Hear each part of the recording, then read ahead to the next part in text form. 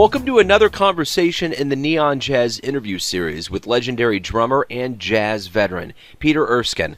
He had a very rare break from life on the road to speak with Neon Jazz about what has been going on lately from his home base in Southern California.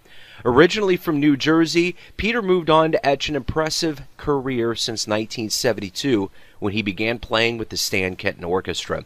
From there, he has played with a wide range of musicians like Maynard Ferguson to Steely Dan and was an important part of the Weather Report.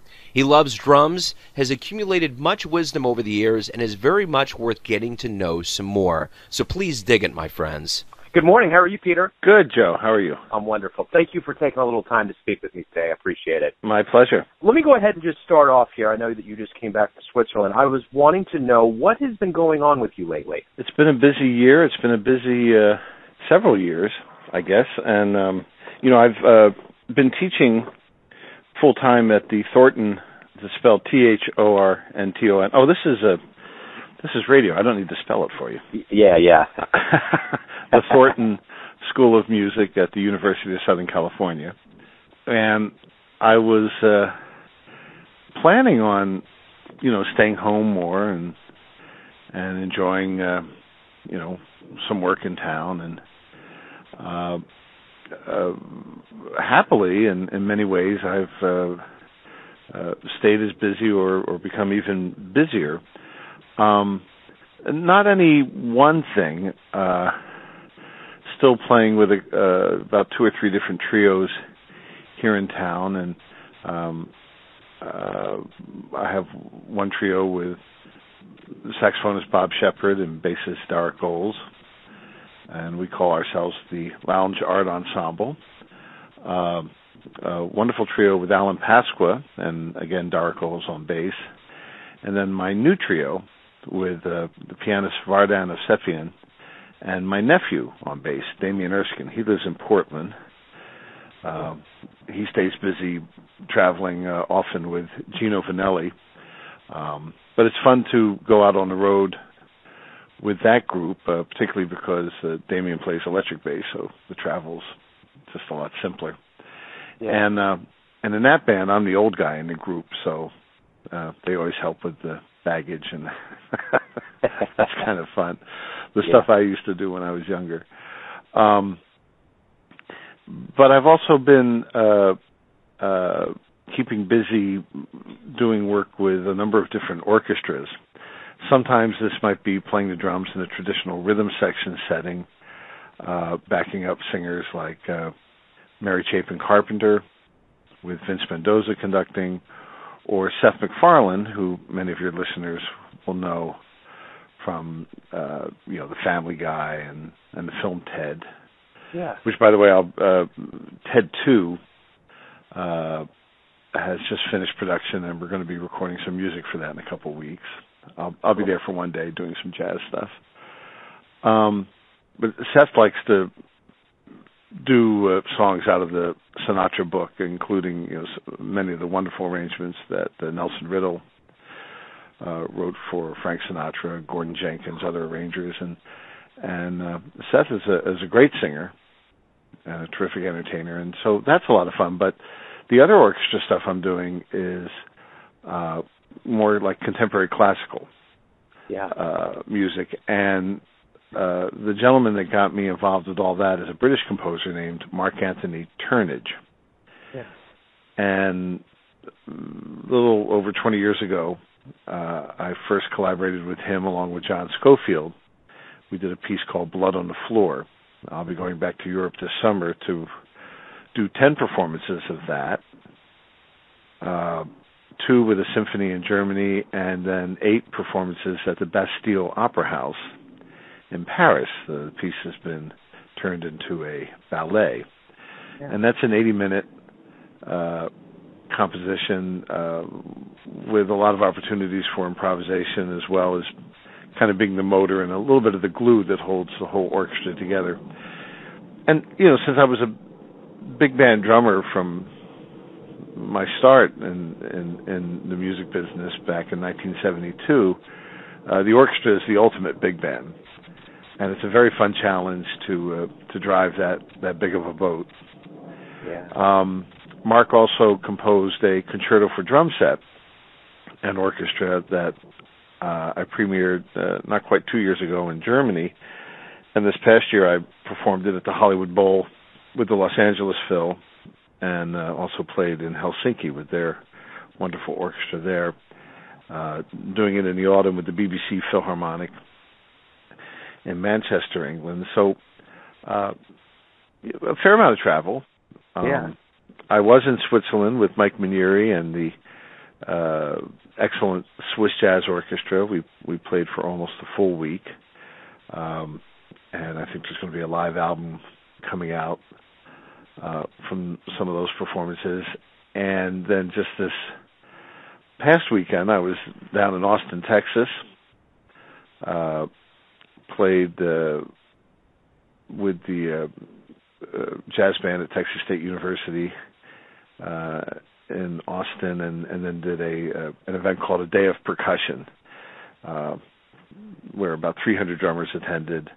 This was in Missouri, and Greg Bissonette was also there, and so it was a lot of fun to see him. And it just seems like one thing after another.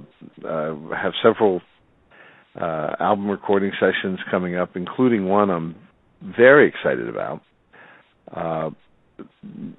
This will be a big band play-along recording session that we're doing as part of the series of play-along apps that I've created along with a developer up in the Bay Area, a guy named Lucas Ives. Yeah. We've done 2 Jazz Essential apps, small group playing, and these are for all instruments. And what makes the apps unique is that they have a built-in mixer, so you can create your own band. If you're a drummer, you can minus the drums. If you're a bass player, you can minus the bass, piano, etc. Or if you just want to work on your improvising, we do a lot of the standard song forms that it's important for any musician to be able to play. We did an Afro-Cuban one. David Garibaldi contributed a funk play-along to our catalog, and this big band one featuring the music of Bob Mintzer is going to be very exciting because we're going to offer play-along opportunities for just about everybody who plays in a big band. So we think this will really make a significant contribution to music education, and so in a very large nutshell, that's some of what I've been up to or just about to do. Yeah, that's wonderful. Do you still enjoy traveling, going particularly to Europe and being around different crowds? Is that something that's still huge for you? No. I mean, I feel grateful for the opportunity to be able to travel and to make music, and I don't take that for granted. The travel itself, it often feels like that's what you're being paid to do.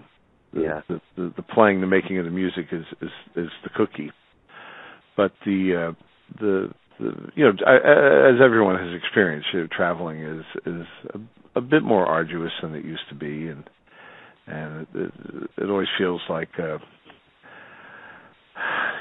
just one heck of a gauntlet that you have to pass through to get from here to there and someplace else and back home again. It always feels great to come back home, I have to say that. Well, speaking of home, you are from Jersey, and now you're in Southern California. Do you ever miss the East Coast? It's funny. I was watching a movie last night with my wife, this film Donnie Brasco, about the FBI undercover agent and the mob and stuff, and they do such a wonderfully spot on depiction of East Coast characters, and there was one scene with Al Pacino, and I remarked to my wife, I said, wow, that's just so much how I remember the way people acted back east, and it was a kick to see it. The weather's pretty brutal back there. I'm sure they're going to enjoy a glorious spring and a very well-deserved one because people had a rough winter. Yeah. I like California. I think California is great. I love the music scene here.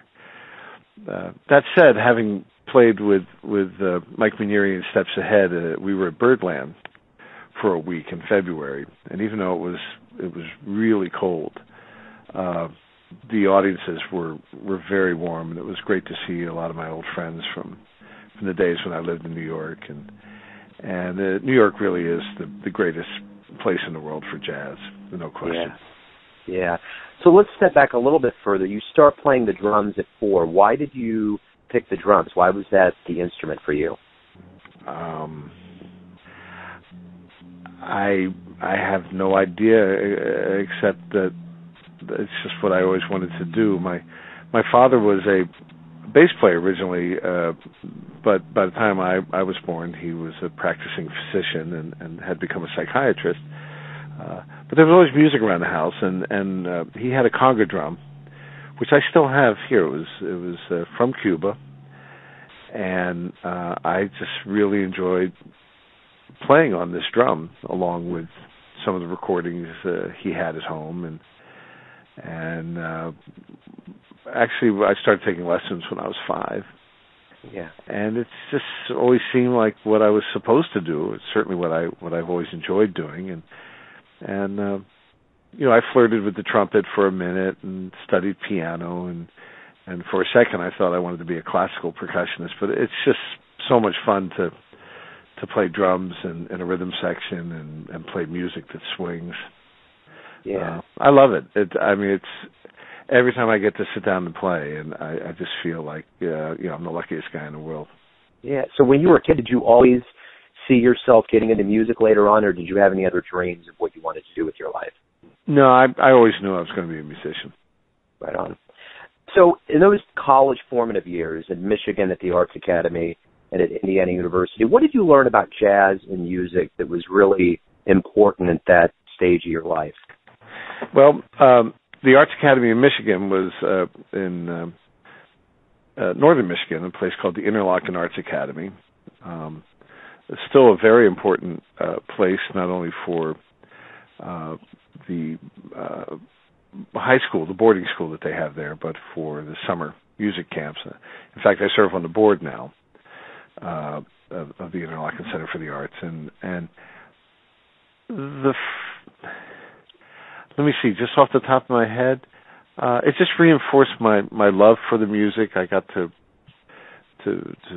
be exposed to all sorts of new music, both orchestral, classical, percussion ensemble stuff, and also the jazz band. A gentleman named Dave Sporney was the director of the band, and every rehearsal, when he would stop the band and sing let's say a figure to the brass section or the saxophones and how it should be phrased, he always sung the drum fills, wherever there were rests. And they were great drum fills that he sang, and that was a really terrific education. Just this is how a horn player expects or wants to hear these ensemble, passages rhythmically. Those rhythmic passages, how he'd like them prepared or set up. There's a lot of fun things about playing the drums, and it's a very tempting instrument to do any number of things on. But I began to learn then, and it feels like the lesson really took hold just in recent years, that the importance of playing for the song. Yeah. And playing in such a way that the other musicians play and sound better, because when you have a band that's firing, on all cylinders that way, it's just unstoppable. So it was primarily ensemble playing. Yeah. And oftentimes when you learn something, it's I guess it's like a tree. You plant the seed, but it doesn't become what it's going to become until quite a few years down the road. Yeah. Well, and speaking of that, in 1972, which is when you began, you were in the Stan Kenton Orchestra. What was it like to work in that outfit? How much did you grow during that time period? Well, when I joined Stan's band, I just turned 18, and I know that there were plenty of more deserving, more talented drummers out there, more knowledgeable drummers who could have done the gig. But I was a bit of a poster child for jazz education. I'd gone to the Kenton summer camps since 1961, when I was 7 years old. And here I was just a few years later, now playing in the band and teaching at some of these same types of camps. So Stan was a very patient band leader and boss, waiting for me to learn the things I needed to learn. But I certainly did come into the band with enough confidence and technical ability to play the stuff and a lot of energy and enthusiasm.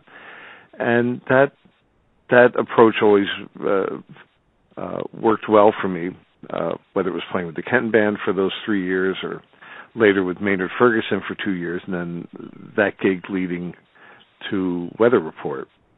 I learned a lot. I was working and traveling with mostly older musicians, and you learn by making mistakes, and so I learned, how best to deal with other players, personalities, egos, abilities, etc. And again, just trying to figure out, how do you make this sound good? Yeah. I tell my students at USC, I said we could encapsulate all 28 lessons that each of you are going to get this year from me into one simple thought, and that is, the question usually being, what do I play, or how do I play it, and the answer being, what do you want this to sound like? Yeah. And then it's pretty simple. I want it to sound like this. Okay, well then do that. Yeah. That is simple. What did you learn with your time with Maynard Ferguson? What did he teach you about, jazz and music? Well, Maynard's band was smaller in size than Stan's, although with all the electronics, I'm sure we were every bit as loud. Maynard was a great boss, and I loved seeing how he interacted with the musicians who were playing in his band, working for him, how he dealt with friends and family of the band, and with audiences and concert promoters. It was a very good education, just in terms of being a professional musician. Musically, Stan and Maynard were both relatively hands-off in terms of trying to control, the musical choices you made. They would just sort of let you make them and figure out if it worked or not. Yeah. So, with the Weather Report, that has to be one of the more successful jazz outfits of all time. What was the approach for the Weather Report? Your approach to playing gigs and putting out albums. What was kind of the methodology there? Well, the band's methodology ultimately was, I guess, best expressed by something Joe Zawinul, the keyboard player and one of the co-founders of the band, had said. And he was more or less the acting boss of the band. It was to always compose when you play. And, improvisation is kind of instant composition. Don't play what your hands know. Don't play cliches, and the idea that the band was always soloing but never soloing. So Weather Report tried to break out of the format or even the tyranny of, melody gets played and everyone gets a chance to take a solo, and then you trade fours with the drums and that kind of thing. So through the use of certainly, the band wasn't so oriented towards Spang-a-lang swing kind of stuff. Although I brought some of that back in.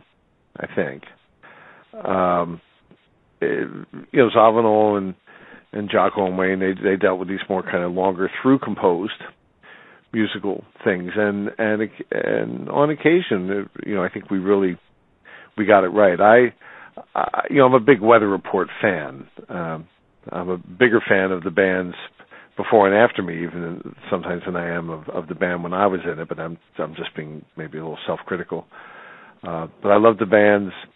The first album with Alphonse Mouzon, the recordings that Eric Gravatt made, Chester Thompson, Alex Acuna, Omar Hakim, and I'm leaving out many drummers' names because a lot of drummers played in the band at one point. I'm very glad I got to do it for the 4 years that I did. And so over the years, as we look over the years of all the outfits you play with and all the musicians you play with, is there anybody else that's kind of on your radar that you would love to climb on stage with and play with that you've thought about? Not really. I don't sit around saying, gosh, I wish so-and-so would call. Right. A lot of musicians who I've played with over the years I'd love to make more music with. That would include John Abercrombie, John Scofield, Chris Potter. Always great to play with Joe Lovano. I miss so many of the wonderful musicians who have left us over the last few years. Michael Brecker, Bob Berg, of course Jocko. I'm really sorry that Kenny Wheeler passed away. I'm really sorry that these musicians aren't still here with us. It's funny, when I thought your question was going to be, is there anybody who you would like to play with again? And the first name that came to mind as I thought you were putting that question together was John Abercrombie. I think John is just probably the most interesting musician I've ever played with. We've already kind of covered your philosophy of teaching about making the drums sound good. Is there anything else that you want your kids to walk away from your teaching and think is a lasting impression on what you're trying to put into them about being a musician? Well, I think it's important to enjoy anything you do in life, and to approach life with a sense of wonder. To be humble enough to be open to learning, and yet when you're playing and learning, oftentimes in music, particularly in jazz, but I've seen it in classical music too, when you receive direction or criticism, because often it's in the form of criticism. The important thing that I remind them about quite often is never to personalize musical criticism or direction. The way you happen to play something has no bearing or reflection on your qualities as a human being. And by that I mean, you're not a bad person if you happen to play poorly one night or something, or if someone questions the way you're playing something. You go, well, okay, you look at it. But that's something. Starting off as a bit of a defense mechanism, but I came to realize, whether it was Joe Zawinul or whoever saying a very blunt thing to my face, I learned not to personalize it. It had no bearing on our friendship, really, and music first. Yeah. And then I think that'll keep you relatively happy and healthy, and keep your enjoyment and love for music at that kind of a peak, at a high, because that's, I think, important to maintain.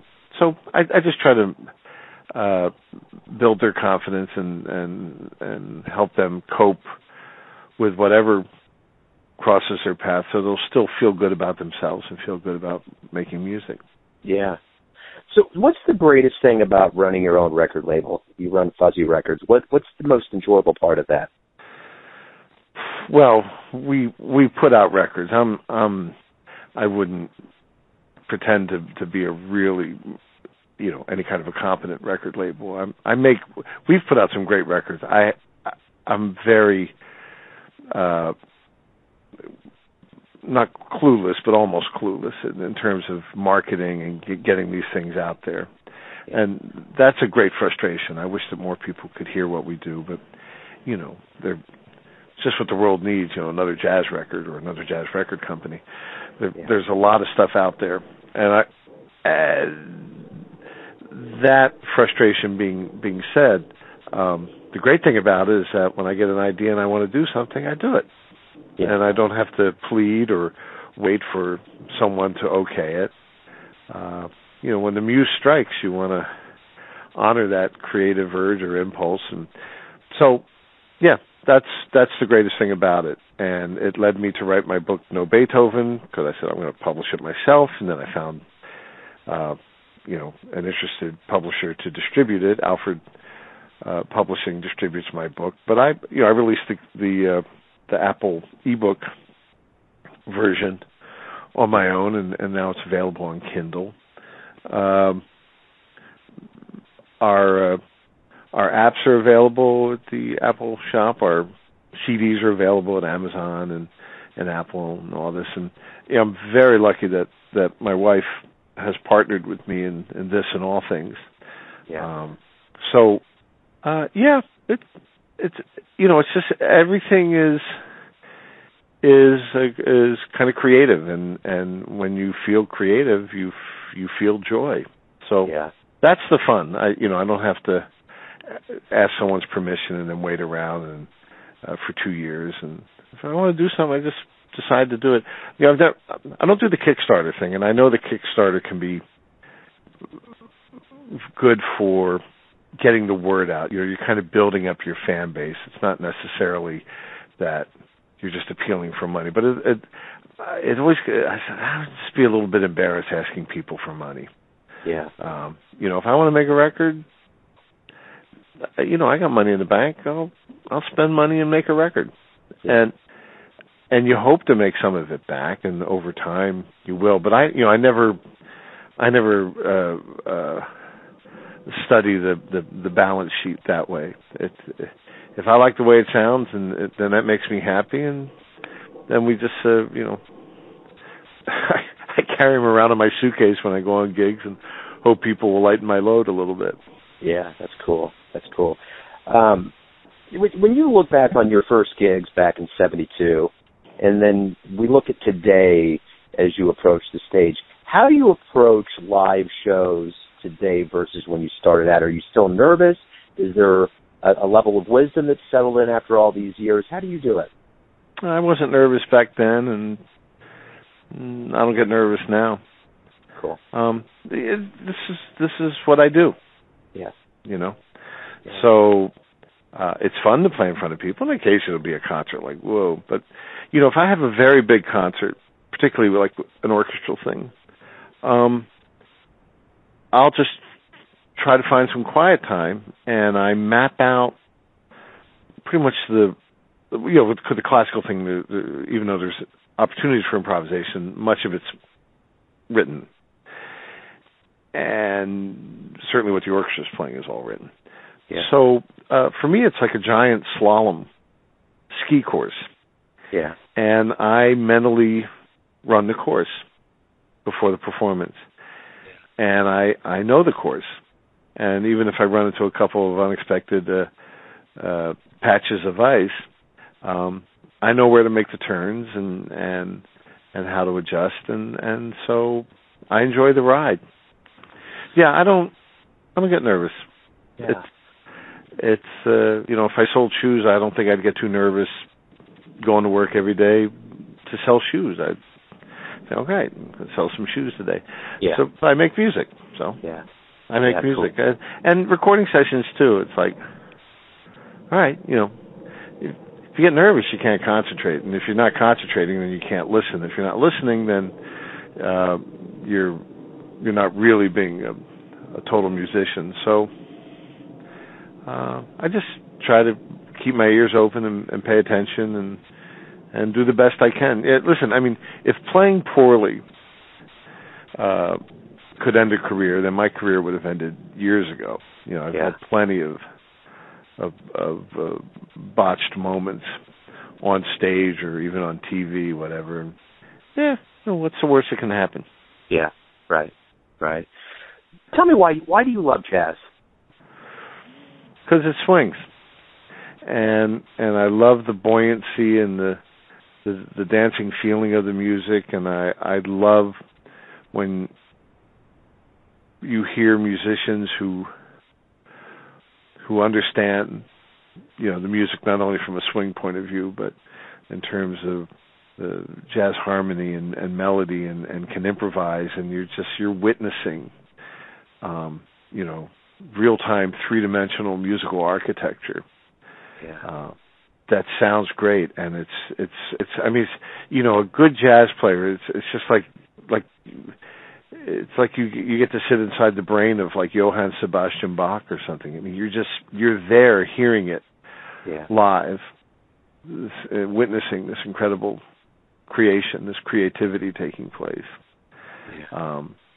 And you know, if so-called jazz or whatever, if music is really formulaic or if it's all mapped out and really this kind of, that's not really jazz for me. Right. Whether it has a swing beat or not. I mean, I think one of the valuable things that you know, Wynton Marsalis, in addition to being, you know, a brilliant musician and but his force of personality and reminding everybody that, you know, this is a blues-based music, and bringing back that sense of awareness of this stuff has to swing. And whether the eighth notes are straight or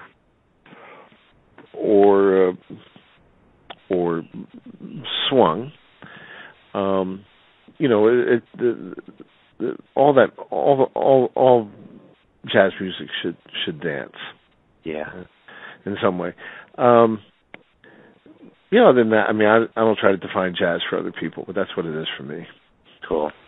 What's the greatest thing about waking up every day? The greatest thing about waking up, well, being alive, I guess, you know. And when I'm home, it's you know, the first thing I see is my beautiful wife, and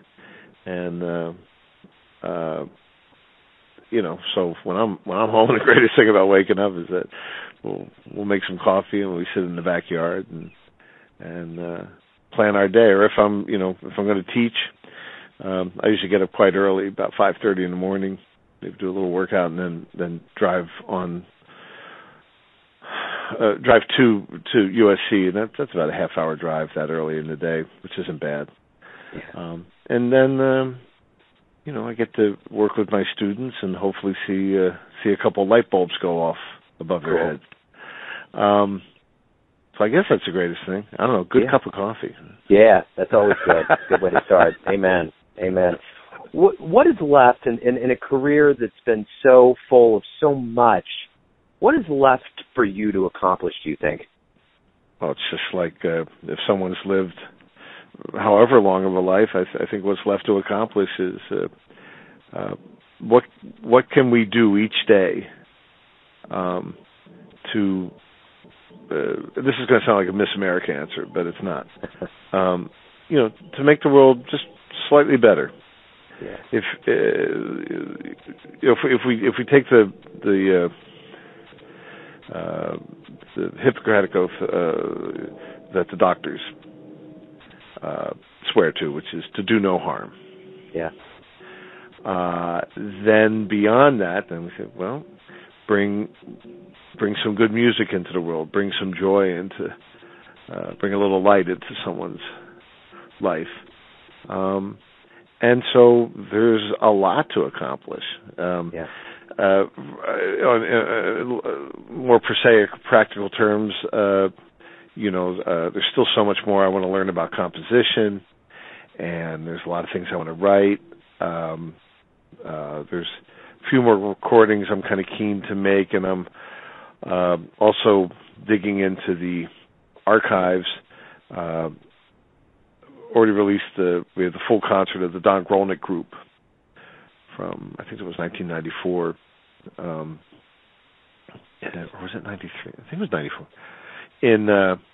in London. It was an incredible concert. And we're calling, my record label is called Fuzzy Music, and so I have this little division of it called the Fuzzy Memory Music Archives. Yeah. And I had my entire tape library I donated to Stanford. They have an archives there, and they transferred everything very painstakingly to digital, so I cataloged everything, got these huge databases going, and been listening to a lot of music. The next thing we're going to put out is some unreleased music with John Abercrombie and Mark Johnson. That's just stunning. Yeah. And based on this Steps Ahead reunion that we enjoyed in both New York City and Tokyo, we're hoping to maybe take that back on the road a bit. Ileana Elias is very busy right now with her new album called Made in Brazil. It's an incredible record, by the way. But once she gets a little bit of free time in her schedule, we're talking about maybe 2016 doing some playing. So there's that to do. And let me see, what else is there to do? There's time to look forward to release a recording about 3 weeks ago with Pat Williams. He did a new big band album, and it's unbelievably great. It was so much fun. Yeah. So yeah, lots of stuff. My calendar, I'm pretty much completely booked until 2016, and I'm already starting to get booking inquiries and stuff, and working with the music companies I work with. I'm very excited that I'm now playing Tama drums, and we're cooking up a couple of ideas, and I'm also working with the good folks at Zildjian on a couple of interesting cymbal designs. So, all these years of experience begin to pay off that way. Yeah. Towards just like, wow, these instruments are great, and here's a way to make them even greater and more fun. Yeah, yeah. So when the students of the world look back on the annals of jazz and they come across your name, how would you like the world to remember what you've done for not only jazz but for music? I don't care.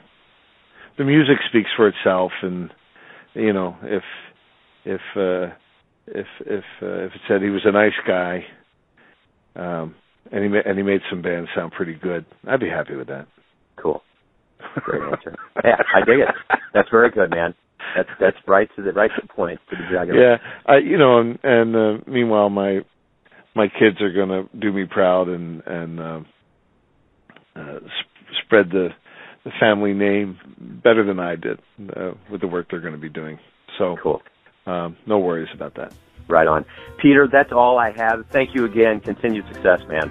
Thank you, and the same to you. Thanks for listening and tuning in to yet another Neon Jazz interview, where we give you a bit of insight into the finest players in New York, Kansas City, and spots all over America, giving fans all that jazz. And thanks to the great Peter Erskine for his music and passion for the jazz. If you want to hear more interviews, go to Famous Interviews with Joe Domino on the iTunes Store, or visit theneonjazz.blogspot.com for all things Neon Jazz. Until next time, enjoy the music, my friends.